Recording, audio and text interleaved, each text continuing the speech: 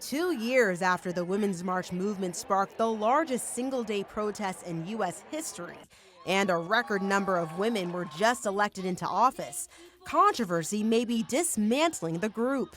This week, the founder of the Women's March, Teresa Shook, asked her co-chairs, Bob Bland, Tamika Mallory, Linda Sarsour, and Carmen Perez, to step down. In a Facebook post, she calls out her colleagues, saying, in opposition to our unity principles, they have allowed anti-Semitism, anti-LGBTQIA sentiment, and hateful racist rhetoric to become a part of the platform by their refusal to separate themselves from groups that espouse these racist, hateful beliefs. Sarsour has come under fire for failing to condemn Nation of Islam leader Louis Farrakhan, who is notorious for anti-Semitic and homophobic comments. Sarsour was then criticized for defending Minnesota Congresswoman-elect Ilhan Omar over her support for boycott of Israel, saying the BDS movement was led by folks who masquerade as progressive but always choose their allegiance to Israel over their commitment to democracy and free speech.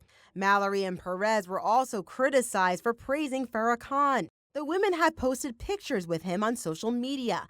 Farrakhan said this just a week before the Tree of Life shooting in Pennsylvania.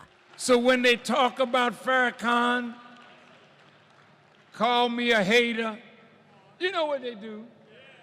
Call me an anti-Semite. Stop it. I'm anti-termite.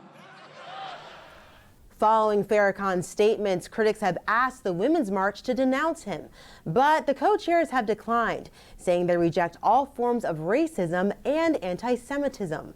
In response to Shook's post, the Women's March released a statement saying, Teresa Shook weighed in irresponsibly, as have other organizations attempting in this moment to take advantage of our growing pains to try and fracture our network.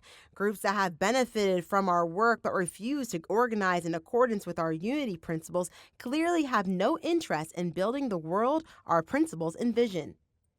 The next march will be held on January 19, 2019. Arielle Hixson, I-24 News.